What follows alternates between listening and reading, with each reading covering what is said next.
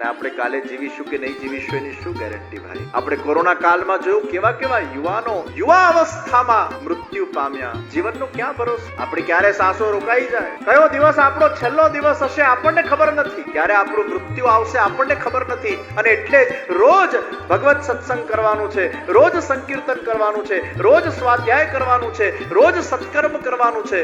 Daily base પર આપણે ભગવાનનું નામ લેવાનું છે, કારણ કે એમ માનવાનું કદાચ આજે મારો છેલ્લો દાડો હોય અને છેલ્લા દાડે જો મેં ભગવાનનું નામ નહીં લીધું હોય તો મને ભગવત પ્રાપ્તિ નહીં થાય, ભગવત ધામ પ્રાપ્તિ નહીં થાય. આ રોજ મારો છેલ્લો દિવસ. આ ભાવ પરીક્ષિત રાજાને 7 દિવસ મળ્યા છે સમય બગાડ્યા વગર કથાને શ્રવણ કરવાના આતુરતાથી. પરીક્ષિત રાજા એ પધાર્યા છે ગંગાજીના તટ પર અને ત્યાં સુખદેवजी साक्षात पधार्या. सुखदेवजीનું સર્વે સ્વાગત કર્યું. जब जब हमारे जीवन में कोई विपत्ति आती है तो भगवान गुरु को हमारे समीप भेज देते. અને એટલે જ વિપત્તિમાં ગુરુ પાસે જઈને એમના આશીર્વાદ લેજો, એમનું માર્ગદર્શન પ્રાપ્ત કરો. નાના નાના વિષયો માટે થઈને ભગવાનને ડિસ્ટર્બ કરવાની જરૂર નથી. એ ગુરુના આશીર્વાદ પ્રાપ્ત કરીએ, એ જે મંત્ર આપણને આપે મંત્ર આપણે કરીએ. અને ગુરુ प्रभु सेवा के प्रभु भक्ति में क्या के जीवनी सुधी. और इसलिए भगवान गुरु का सानिध्य उसको देते. विपत्ति काल में आपत्ति काल में वो गुरु के आशीर्वाद वो जीव के लिए औषधि है. सुखदेवजी पधार्या અને પરીક્ષિત રાજાએ પ્રશ્ન કર્યો કે મરણાસન પર આસીન વ્યક્તિનું કર્તવ્ય શું છે, उसको क्या करना चाहिए. દ્વિતીય સ્કંદનો પ્રારંભ થયો અને સુખદેવજીએ કીધું જે મરણશૈયા પર વ્યક્તિ હોય અને મૃત્યુ જેના સમીપ છે એનું સૌથી પહેલું કર્તવ્ય એ પ્રભુનું ધ્યાન, ભગવાન શ્રી કૃષ્ણનું ધ્યાન, સ્મરણ, સંકીર્તન, કથાનું શ્રવણ. આ અંતિમ કાળમાં અગર કોઈ વ્યક્તિ કરે એનું નિશ્ચિત ઉદ્ધાર થાય છે. શ્રોતવ્ય કીર્તિતવ્યશ્ચ સ્મર્તવ્યશ્ચ છતાં ભયમ. ભગવાનનું સ્મરણ, ભગવાનના કથાનું શ્રવણ, ભગવાનનું સંકીર્તન. અને એટલે જ રોજ રાત્રે પણ સંકીર્તન કરવાનું છે. એ આપણો છેલ્લો દિવસ. આપણા વિવાયો વર્લ્ડના યુટ્યુબ ચેનલ ઉપર જે હરિનામ સંકીર્તન 2 વાર આવે છે, સવાર અને સાંજ. તો ઘણા બધા લોકો અત્યારે સંકીર્તન કરતા થઈ ગયા. કોઈકની સવાર એ સંકીર્તનથી થાય છે તો કોઈકની રાત એ સંકીર્તનથી થાય છે. અને કેટલા બધા લોકોના ઊંઘના પ્રોબ્લેમ સોલ્વ થઈ ગયા. ઘણા લોકોને ઊંઘ નથી આવતી અને હરિનામ સંકીર્તન કરીને રાત્રે સૂઈ જાય, એમને એટલી સરસ ઊંઘ આવી જાય. આખી રાત એમનું અંતર્મન શ્રી કૃષ્ણનું ગાન કર્યા અને સવારે જાગે અને પાછું સવારે સંકીર્તનથી એમનો શુભારંભ થાય. કલૌ કેશવ કીર્તનાથ. આ કલયુગમાં ભગવાનનું કીર્તન કરવું આ શ્રેષ્ઠ સાધન છે. અને એટલે કયો દિવસ આપણો છેલ્લો દિવસ હોય આપણને ખબર નથી. આપણે ભગવાનનું સુખદેવજીએ બહુ સુંદર ધ્યાન પદ્ધતિ બતાડી છે. આપણા વિવાયો વર્લ્ડના યુટ્યુબ ચેનલ ઉપર સન્ડે સત્સંગમાં મેડિટેશન કરાવવામાં આવે છે અને ઘણા બધા યુવાનોએ ભગવાન શ્રી કૃષ્ણના સાકાર સ્વરૂપનું મેડિટેશન કરી રહ્યા છે. 20-30 મિનિટ આંખ બંધ કરીને એ લોકો બેસી જાય અને એ ઓટો સજેશનના માધ્યમથી ભગવાન શ્રી કૃષ્ણના જુદા જુદા અંગોનું ધ્યાન, જે સુખદેવજીએ અને ભગવાન કપિલજીએ ભાગવતના અંદર જે પ્રમાણે આખી એક ધ્યાન વિધિ બતાડી, એ જ પ્રકારનું સાકાર સ્વરૂપનું ધ્યાન આંખ બંધ કરીને પ્રભુના એ દિવ્ય સ્વરૂપનું ધ્યાન કરવામાં આવે. આંખ બંધ કરીને માનસી સેવા પણ થાય. સાધન માનસી સેવા. ઠાકોરજીના સ્પર્શને તમે અનુભવ કરી શકો, એ મનમાં પ્રભુની આખી સેવા કરી શકો, એ મનમાં એ પ્રભુના એ દિવ્ય સ્વરૂપની ધારણા કરીને એક એક અંગ ઉપર પોતાના ધ્યાનને ચોંટાડતા ચોંટાડતા એ બ્રીધિંગ એક્સરસાઇઝ તમે કરી શકો. એક એક શ્વાસમાં શ્રી કૃષ્ણ અને શ્વાસ છોડતા શરણમ મમ. આ પ્રકારનું ધ્યાન. કદાચ કોઈ સેવા ન કરી શકે તો આ ધ્યાન. અને આજે ઘણા બધા યુવાનો એ સેવા નથી કરતા, ખાલી દર્શન કરે છે. ઘણા પુરુષો સેવા નથી કરતા.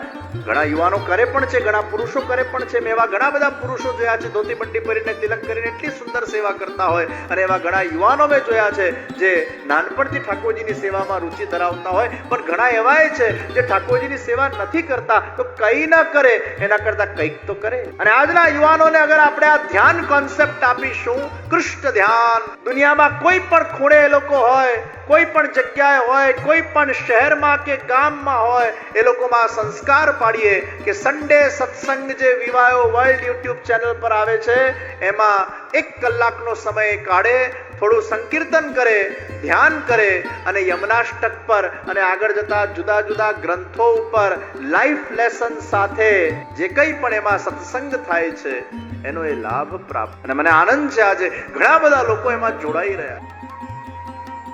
સુખદેવજી મહારાજ કે છે ધ્યાન કરો, स्मरण करो, भगवत कीर्तन करो, अपना चित्त प्रभु के अंदर लगाइए। आ चित्त આપણું લૌકિકમાં તરત લાગી જાય છે। પિક્ચર જોવા બેઠા હો ત્યારે મનને કેવું ન પડે, હે મન આ પિક્ચરમાં લાગને, તરત લાગી જાય। પણ ઘણીવાર ભગવાનના સામે આપણે બેઠા હોઈએ ત્યારે કેવું પડે, મન લાગને। પણ ધીરે ધીરે અભ્યાસ જ્યારે આપણે કરતા જઈશું ત્યારે આપણું ચિત્ત એ પ્રભુમાં લાગતું જશે। પણ અભ્યાસ કરવો પડશે, અભ્યાસથી રસ પેદા થશે અને રસથી સહજ રૂપમાં આપણું પછી ચિત્ત અને મન પ્રભુમાં લાગતું થઈ જશે। તમે જેમ જેમ ઠાકોરજીની સેવા કરતા જશો તેમ તેમ પછી રસ પેદા થતું જશે। તમે જેમ જેમ સંકીર્તન કરતા જશો રસ પેદા થતું જશે। તમે જેમ જેમ ધ્યાન કરતા જશો રસ પેદા થતું જશે। તમે જેમ જેમ અમુક સારી આદતોને તમારા જીવનમાં ઇન્કોર્પોરેટ કરતા જશો તેમ તેમ ધીરે ધીરે એમાં રસ અને રુચિ પેદા થશે। પણ યાદ રાખજો, કોઈ પણ સારી આદતને શરૂ કરવું ને એ કઠિનમાં કઠિન કામ છે। શરૂ કરવું બહુ અઘરું છે। વજન ઉતારવું હોય ને પછી નક્કી કરે મારે જીમમાં જવાનું છે તો અઘરું છે। પણ આ 20-25 દાડા જીમમાં જાય ને અને પછી રૂટીન થઈ જાય, ડિસિપ્લિન થઈ જાય, નિયમ બંધાઈ જાય, પછી એને એના વગર જયા વગર ચાલે નહીં। પણ શરૂઆતના 20 દિવસ કઠિન છે। એટલે કોઈ પણ નિયમ તમે લો એને 21 દિવસ તમારે કન્સિસ્ટન્ટલી ફોલો કરવો પડશે, આળસ કર્યા વગર। કોઈ પણ સારી આદતને તમારામાં લાવવી હશે તો 21 દિવસ, ભલે કંટાળો આવે, આળસ આવે। દાખલા તરીકે સવારે 4 વાગે ઉઠવાનો કોઈ નિયમ લીધો હોય અને પછી જો એ 2 દાડામાં જ ફુગ્ગામાંથી હવા નીકળી જાય, આ તો આપણાથી થાય જ નહીં, આટલું વહેલું તો ઉઠાય જ નહીં, હું તો આ ના જ કરી શકું, ના ના નહીં જ થાય, આ પહેલાથી જ ના નહીં થાય, આપણે તો કરી જ ના શકીએ। આ ઘણા લોકોને આપણે એકાદશીનું વ્રત કરવાનું કહીએ, અમારાથી તો છે ને ભૂખ્યા રહેવાય જ નહીં, આ એકાદશી અમારાથી થાય જ નહીં, અમે તો કરી જ ના શકીએ। અને વળી પાછા 2-4 મિત્રો બેઠા હોય કે હા આ તો ભૂખ્યો રહે જ નહીં, આને તો દર 2 કલાકે કઈ ને કઈ જમવા જોઈએ। પહેલાથી જ જો તમે એમ માની લેશો કે મારાથી થશે જ નહીં તો નથી જ થવાનું। પહેલા સંભાવના તો ઊભી કરો, મારે કરવું છે। અને નાના નાના નિયમો, સ્મોલ હેબિટ્સ, એ સ્મોલ હેબિટને તમે ક્રિએટ કરો।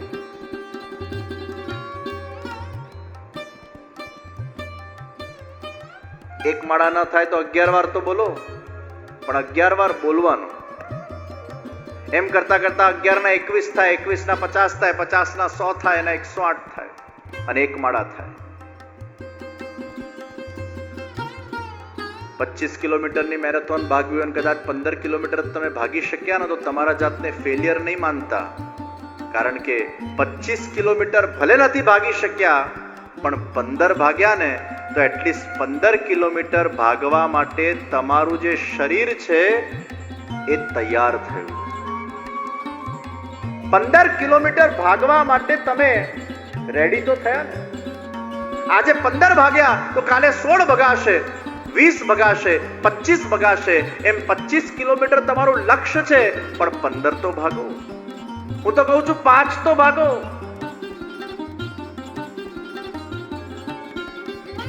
તો આપણા જીવનમાં કોઈ પણ સારી આદતને અગર તમારે આત્મસાત કરવી હશે તો એનો શુભારંભ કરો। આરંભ કરવું એ જ કઠિન છે, અને જ્યારે આરંભ થઈ જાય છે પછી ધીરે ધીરે કરતા કરતા એમાં જ્યારે તમે અભ્યાસ કરો છો, અભ્યાસેન તુ કૌંતેય વૈરાગ્યેણ ચ ગૃહ્યતે।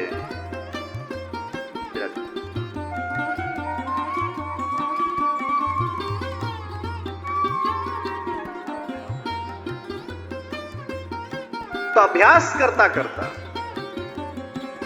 જીવનના અંદર એ આપણી આદત એ વધુ ને વધુ પરિપક્વ બનશે।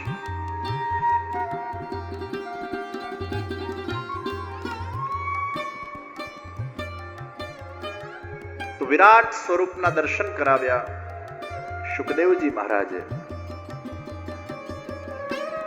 હે પરીક્ષિત, તું ધ્યાન કર, આખું વિશ્વ એ પરમાત્માનું સ્વરૂપ છે. ઓમ ભૂ ઓમ ભુવા ઓમ સુવા ઓમ મહા ઓમ જના ઓમ તપ ઓમ સત્યમ ઓમ તત્સવિતુર્વરેણ્યમ ભર્ગો દેવસ્ય ધીમહિ ધિયો યો ન પ્રચોદયાત. આ ઉપરના 7 લોક અને નીચેના 7 લોક, અતલ વિતલ સુતલ તલાતલ રસાતલ મહાતલ પાતાળ, આ 14 માળનું આખું બિલ્ડિંગ, આ 14 લોક સુધી ભગવાનના મુખ અને ચરણારવિંદ છે. આ 14 લોક સુધી ભગવાનનું મુખ અને નીચે ચરણારવિંદ, એનું ધ્યાન કર. આખું ભગવાનનું શ્રીઅંગ છે. આ કાળા કાળા મેઘ એ ભગવાનના કેશ છે. જ્યારે જ્યારે તમે કાળા કાળા મેઘને જુઓ ને ત્યારે મનમાં ભાવ કરજો, આ ભગવાનના કેશ છે. અને જ્યારે આમ જોર જોરથી વાદળો ફરતા હોય ને ત્યારે તમારે એમ ભાવ કરવાનો, ભગવાન આમ મુખ હલાવતા હશે અને આમ કેશ હલી રહ્યા છે. આખી ધ્યાન પદ્ધતિ છે. એ કાલે કાલે મેઘ, કેશ. આ નદીઓ એ ભગવાનની નાડીઓ છે. જ્યારે જ્યારે નદીના દર્શન કરો એ વિરાટ સ્વરૂપની આ નાડીઓ છે. આ સૂર્યોદય ને સૂર્યાસ્ત એ નેત્રનો ઉન્મેષ અને નિમેષ છે. આ વાયુની ગતિ એ શ્વાસ છે. અને તે જ્યારે વાવાઝોડું આવે ને ત્યારે એવો ભાવ કરજો, ભગવાન ભસ્ત્રિકા કરી રહ્યા છે. અને ભગવાન જ્યારે ભસ્ત્રિકા કરે ત્યારે વાવાઝોડા આવી જાય. આ વાયુની ગતિ એ ભગવાનનો શ્વાસ છે. આ વૃક્ષો એ ભગવાનના રૂવાટા છે. આ વૃક્ષોના દર્શન કરીને એ ભગવાનના રૂવાટાઓ એ આપણને યાદ આવવા જોઈએ. ભગવાનના આ વિરાટ સ્વરૂપની આ એક સુંદર પરિકલ્પના શુકદેવજી મહારાજે આપણને પ્રદાન કરી અને રાજા પરીક્ષિતને ભગવાનનું આ સુંદર ધ્યાન કરવા માટે, હે પરીક્ષિત, આંખ બંધ કરીને ભગવાનના એક એક સ્વરૂપ, એક એક અંગનું તું ધ્યાન કર. આ સુંદર ધ્યાન વિધિ બતાડ. દ્વિતીય સ્કંદના અંદર ચતુશ્લોકી ભાગવત, જે ભાગવતનું મૂળ બીજ છે, જે ભગવાને બ્રહ્માજીને પ્રદાન કર્યું, બ્રહ્માજીએ નારદજીને પ્રદાન કર્યું અને જે નારદજીએ ભગવાન વેદવ્યાસજીને પ્રદાન કર્યું. આ ચતુશ્લોકી ભાગવત, જેમાં ભગવાન સ્વયં પોતાનું પ્રમાણ આપે છે. मैं ही भगवान हूं और मैं सब जगह अवस्थित हूं.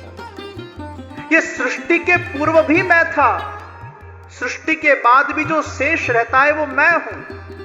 और सृष्टि के कण कण में भी जो कुछ भी आपको दिखाई दे रहा है वो मेरे सिवाय और कुछ नहीं है.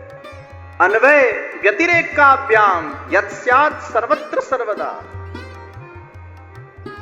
अन्वय व्यतिरेक के सिद्धांत के आधार के ऊपर भगवान का सबसे बड़ा प्रमाण ही ये है कि ये सृष्टि है. ये सृष्टि अगर है तो ये सृष्टि को बनाने वाला भी कोई है. जैसे अगर धुएं को आप देखो तो धुआं है, वही प्रमाण है कि अग्नि है. अगर अग्नि न हो तो धुआं नहीं हो सकता. उसी प्रकार अगर सृष्टि है तो यही सबसे बड़ा प्रमाण है कि उसको बनाने वाला भी कोई है. ईश्वर का सबसे बड़ा प्रमाण ही ये सृष्टि है. एक बार ન્યૂટન નો એક મિત્ર એ ન્યૂટન ને આવીને એમ કહેવા લાગ્યો કે આખું જગત એક બાયોકેમિકલ રિએક્શન છે, આ એના મેળે બની ગયું છે. ન્યૂટન સાયન્ટિસ્ટ હતો પણ છતાંય ઈશ્વરમાં માનતો તો. ન્યૂટન કે ના ના, આટલું મોટું જગત એના મેળે ન બની શકે, એને બનાવવા વાળું કોઈક તો છે. એનો મિત્ર માન્યો નહીં. ન્યૂટને કીધું 4-5 દાડા પછી મારા ત્યાં આવજે, આપણે પાછી આ વિષયની ચર્ચા કરશું. 4-5 દિવસ પછી એ મિત્ર પાછો આવ્યો. એક બહુ સરસ અર્થનું મોડલ બનેલું હતું અને પેલાએ પૂછ્યું, આટલો સરસ આ અર્થનો ઘોડો એ કોણે બનાવ્યો? ન્યૂટન કે એના મેળે બની ગયો. અરે મિત્ર, તું ક્યાં મારા સાથે મજાક કરે છે? આટલો સરસ ઘોડો એના મેળે કેવી રીતે બની જાય? ન્યૂટન કે છે, તારા પ્રશ્નનો હું જવાબ આપું છું. એક સામાન્ય અર્થના ઘોડાને પણ કોઈક બનાવવા વાળું હોય તો અખંડ કોટી બ્રહ્માંડ એના મેળે કઈ રીતે બની જાય એને પણ બનાવવા વાળો કોઈક છે. ये सृष्टि ही सबसे बड़ा प्रमाण है. तो भगवान कहते हैं मैं सब जगह हूं, सर्वत्र हूं, और इसलिए कण कण में प्रभु विराजमान है. सर्वत्र पाणिपादांतम सर्वतोक्ष शिरोमुखम सर्वतः श्रुतिमल्लोके सर्वमावृत्य तिष्ठति.